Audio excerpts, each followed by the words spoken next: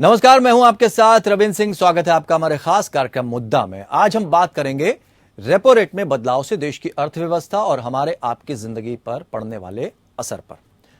लगातार बढ़ती महंगाई के कारण रिजर्व बैंक ने आज एक बार फिर से रेपो रेट बढ़ाने का ऐलान कर दिया है। इस बार भारतीय रिजर्व बैंक ने 50 बेसिस पॉइंट यानी 0.50% की बढ़ोतरी की है। भारतीय रिजर्व बैंक के गवर्नर शक्तिकांत दास ने इसकी घोषणा की। इससे अब रेपो रेट बढ़कर 5.90% हो गया है। प्रेस कॉन्फ्रेंस में शक्तिकांत दास ने कहा कि ये बदलाव तुरंत प्रभाव से लागू होंगे।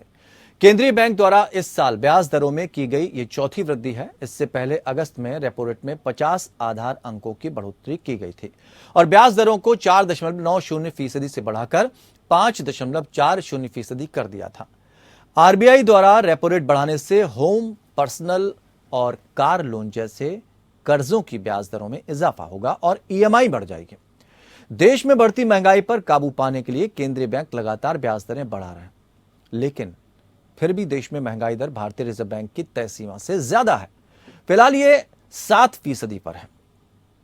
कोरोना महामारी के चलते रेपो रेट में लगातार 2 साल तक बढ़ोतरी नहीं हुई थी, लेकिन जैसे जैसे देश में महंगाई दर के आंकड़े बढ़ने शुरू हुए, रिजर्व बैंक ने रेपो रेट में इजाफा शुरू कर दिया।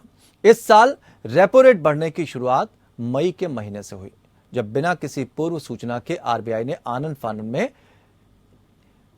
एक बैठक बुलाई और रेपो रेट में 0.40% की बढ़ोतरी कर दी।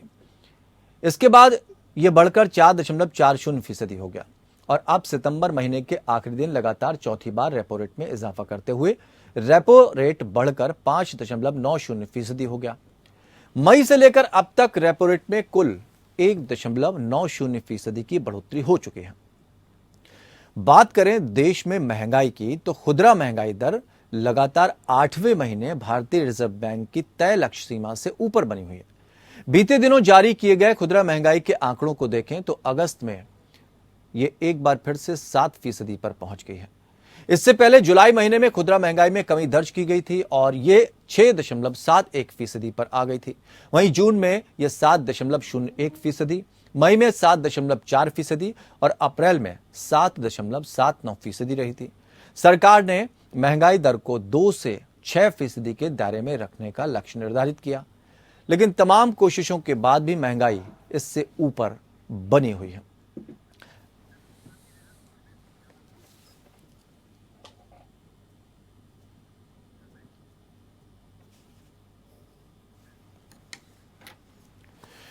तो आज इसी मुद्दे पर हम बात करेंगे, रेपो रेट का आम आदमी की जिंदगी पर क्या असर पड़ेगा। 3 खास मेहमान इस चर्चा में हमारे साथ शामिल हैं। प्रदीप सिंह भारतीय जनता पार्टी की तरफ से अपनी बात रखेंगे, अरुणेश यादव कांग्रेस की तरफ से अपनी बात रखेंगे और अश्विनी राणा जो कि अर्थशास्त्री हैं, उनसे हम बात करेंगे। बहुत बहुत स्वागत है आप तीनों मेहमानों का। अश्विनी जी, शुरुआत आपसे ही करते हैं कि रेपो रेट में जो 50 बेसिस पॉइंट यानी 0.50% की जो बढ़ोतरी हुई है, आम जनता पर इसका असर।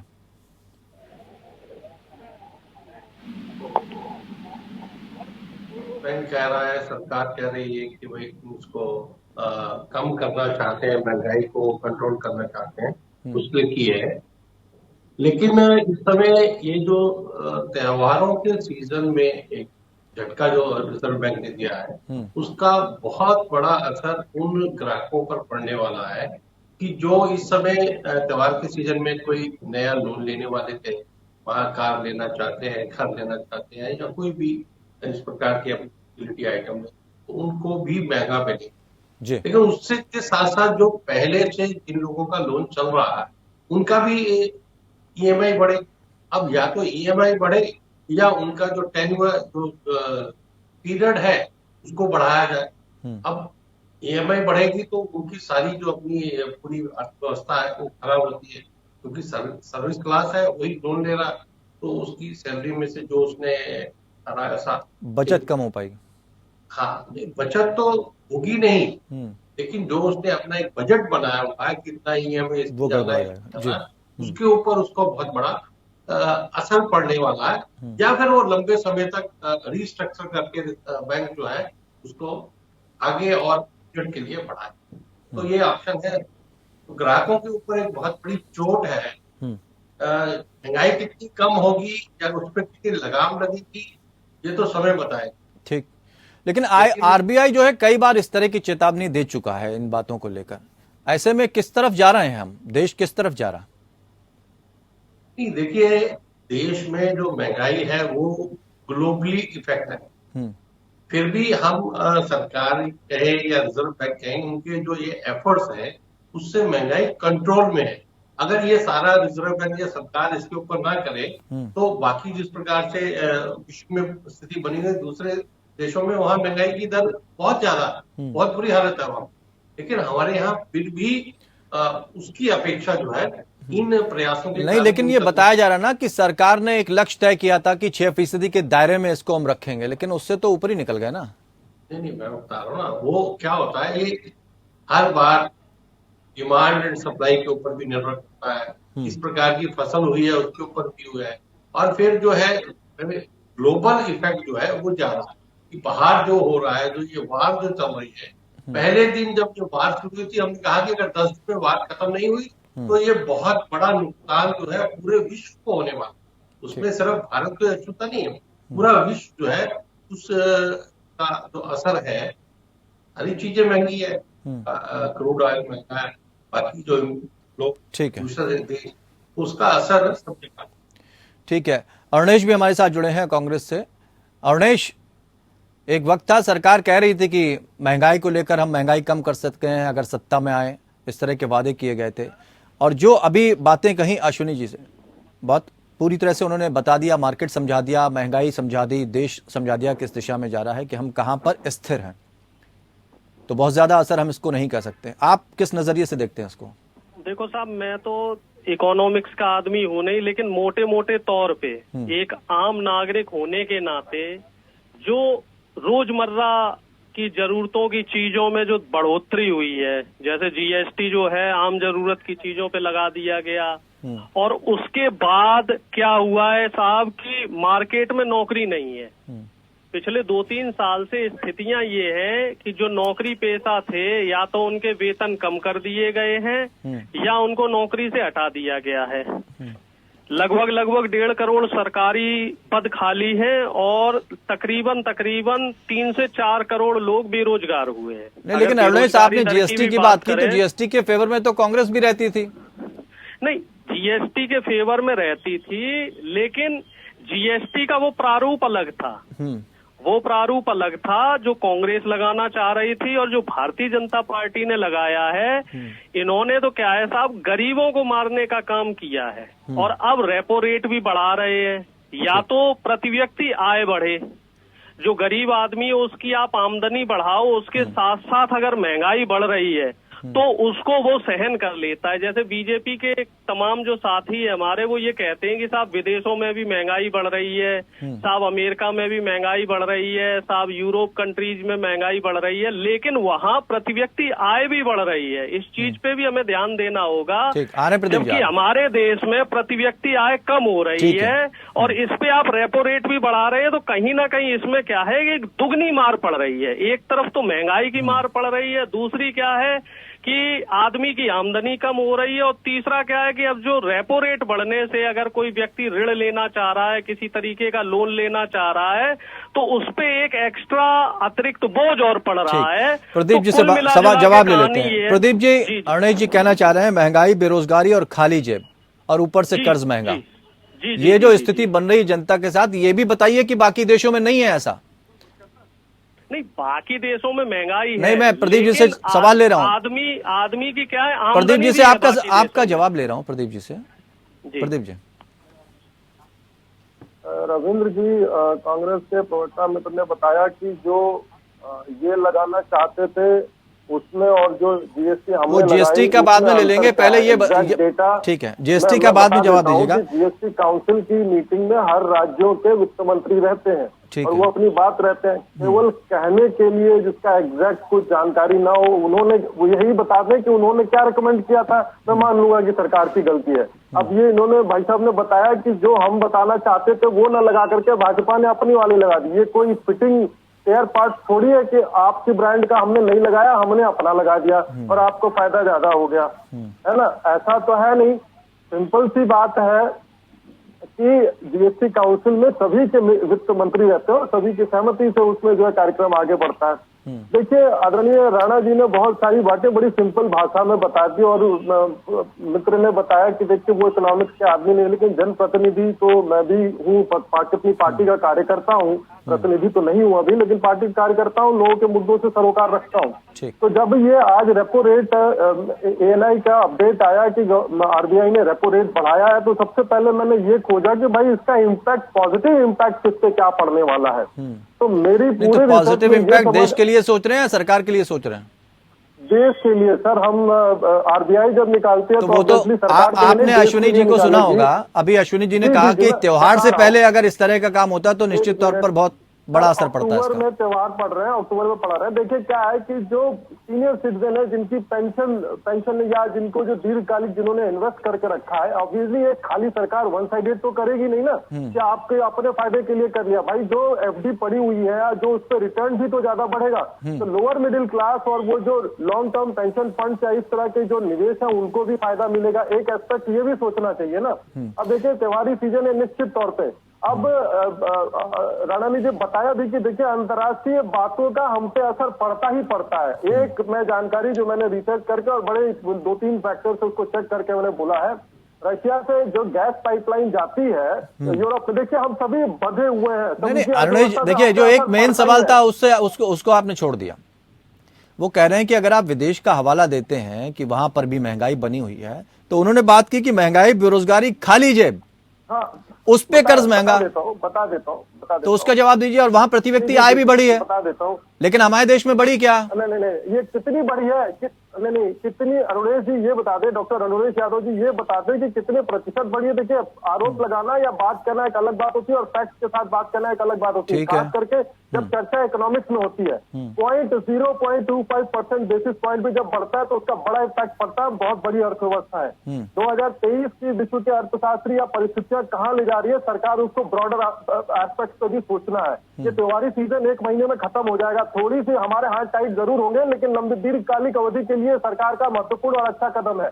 अब बताइए, हमेशा कहा जाता था कि सरकार मिडिल लोअर क्लास वालों को भोजन दे रही है, हायर क्लास वालों की उनको किसी की चिंता नहीं है, मारे जाते हैं। नहीं, वो तो कह रहे हैं गरीब गरीब हो रहा है, अमीर अमीर हो रहा है। स्थिति कहाँ बन रही है बराबर? बैलेंस ही नहीं हो रहा है। और दूसरी बात जो कही गई है कि चाह रहा हूँ कि सर देखिए, यूजुअली एफडी पे मिलने वाले रिटर्न भी बढ़ेंगे। एक बात की क्लियर सी समझने वाली है इसमें। फिर से बात रखिए।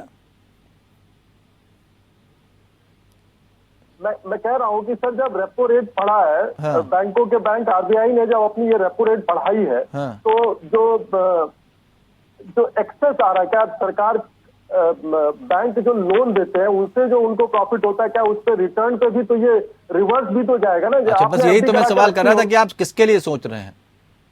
इसलिए मैं पूछा, जनता के लिए सोच रहे हैं, देश के लिए सोच रहे हैं, या सरकार अपने लिए सोच रही है कि हम कहां से बचें? अरे सर, सरकार अपने लिए नहीं सोचती, सरकार जनता के लिए सोचती है। सरकार कड़े निर्णय लेने के लिए जानी जाती है। तो यही तो बता रहे हैं कि ऐसे समय में अगर रेपो रेट बढ़ाया गया है, जब त्योहार का सीजन नजदीक है, तो कहां क्वेश्चन मार्क लग गया ना।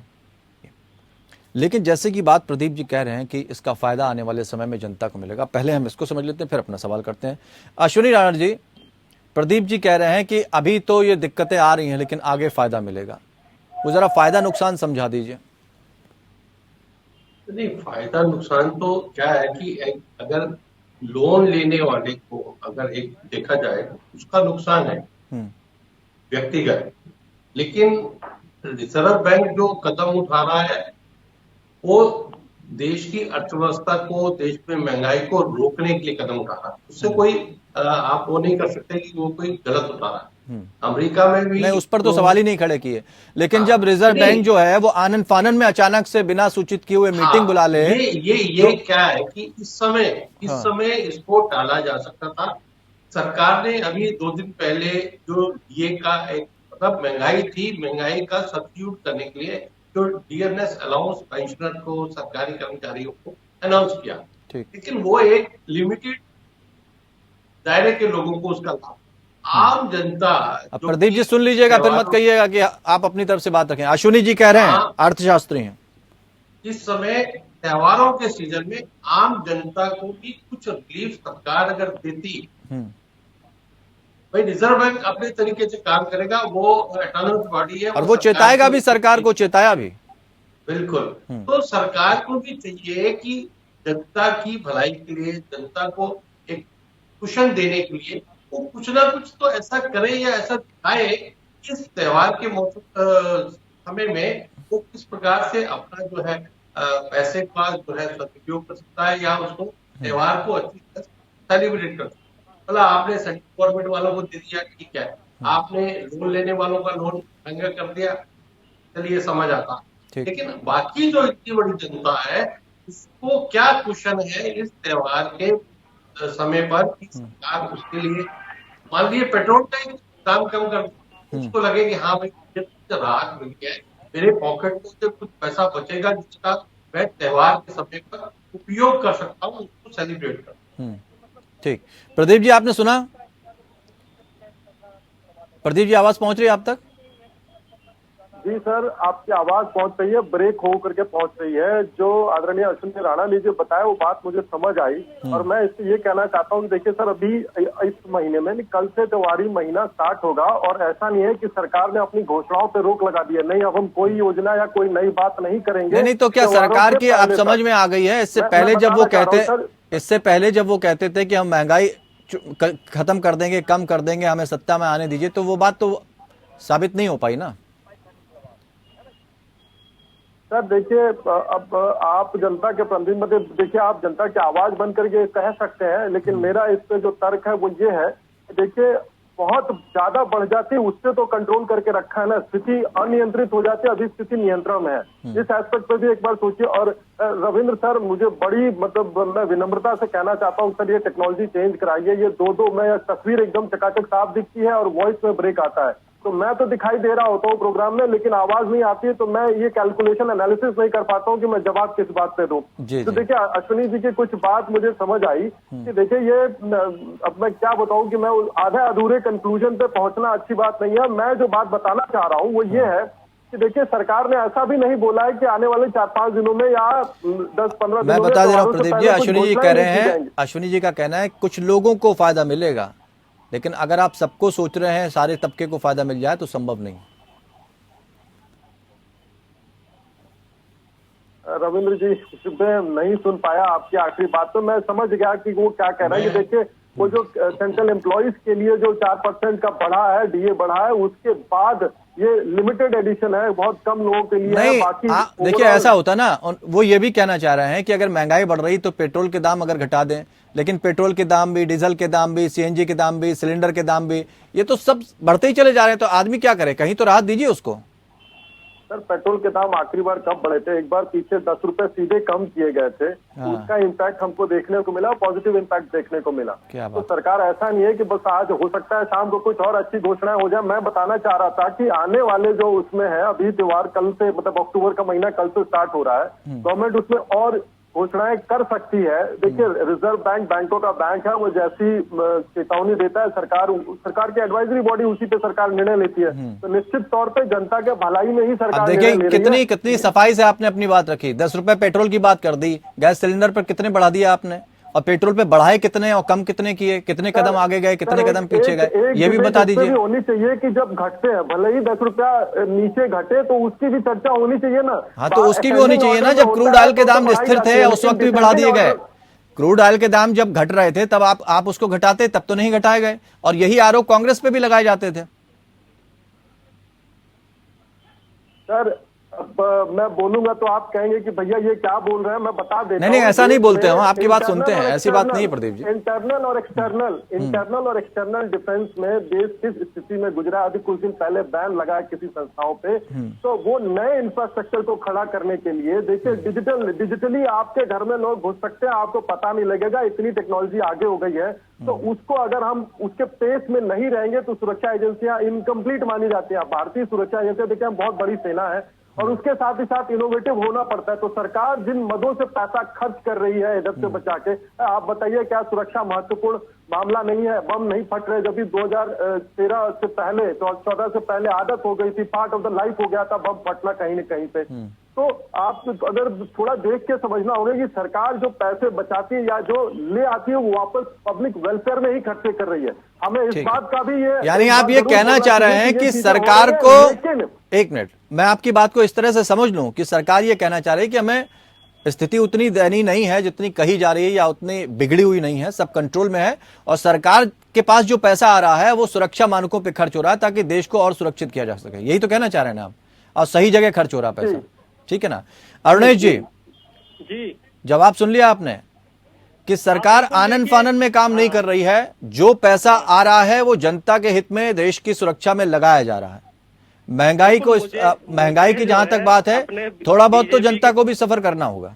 बीजेपी के जो हमारे साथी हैं, इनकी बातों पे मुझे हंसी आ रही है, और थोड़ा सा मैं इनकी स्थिति को बेहतर तरीके से समझ सकता हूँ। ये मजबूर है क्योंकि पार्टी प्रोटोकॉल से बंधे हुए हैं, आउट ऑफ द लाइन नहीं बोल सकते। सभी को पता है कि गरीबों से पैसा लेके, आम जनता से पैसा लेके किसे दिया जा रहा है। अच्छा, एक बात बताइए अरुणेश जी, सब जानते हैं जितने बड़े बड़े व्यापारी हैं, इनके लाखों करोड़ों रुपया बट्टे खाते में डाले गए हैं।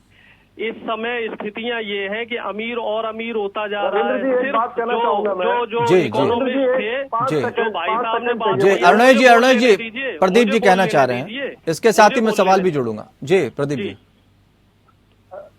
रविंद्र जी, जब से मैं पैदा हुआ हूं तब से मुझे कांग्रेस पे हंसी आती है। जब मैं सारी दुनिया से फ्रस्ट्रेट हो जाता हूं तो राहुल जी के पुराने वीडियो देख लेता हूं, मेरी सारी फ्रस्ट्रेशन दूर हो जाती है, हंस लेता हूं मैं। अच्छा चलिए, ये चलिए अरुणेश जी जवाब दीजिए। बीजेपी के चलिए एक बात का, चलिए मैं एक इसमें इंक्लूड कर देता हूं, एक चीज इंक्लूड कर देता हूं अरुणेश जी, क्योंकि आप टॉलरेंस की बात जब आपने करी है, मनमोहन सिंह के कार्यकाल में 10 से 12%, 2009 में 12% तक बढ़ी थी, और 1991 में जब वो वित्त मंत्री थे तो 13.50% तक पहुंच गई थी इधर। उस पे क्या कहेंगे? लेकिन उस समय ये भी तो देखिए साहब, प्रति व्यक्ति आय भी बढ़ाई गई थी। अच्छा, जो मनमोहन सिंह जी का 2004 से 2014 तक का कार्यकाल था, उसमें कितने रोजगार दे दिए थे? संस्थान है, एमएसएमई संस्थान में 44% तक का बजट दिया गया था।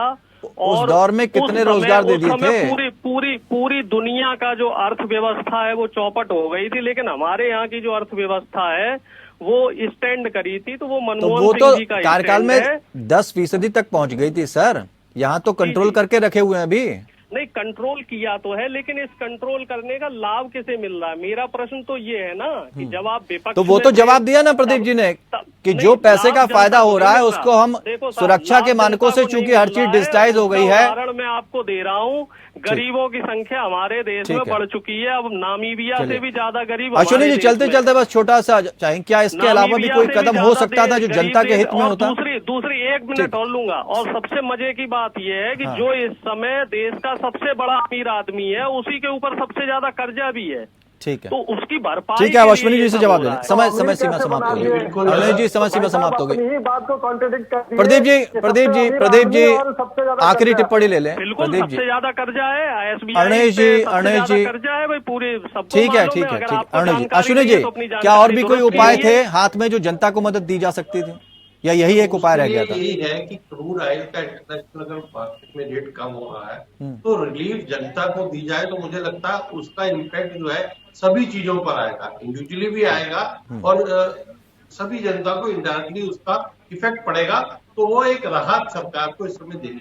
चलिए, बहुत बहुत शुक्रिया आप सभी मेहमानों का इस चर्चा में शामिल होने के लिए। तो फिलहाल कुछ कदम ऐसे उठाए जा सकते थे जिससे जनता को इसका फायदा मिलता और उसका भी असर जरूर मार्केट पर देखने को मिलता। फिलहाल इतना ही, नमस्कार।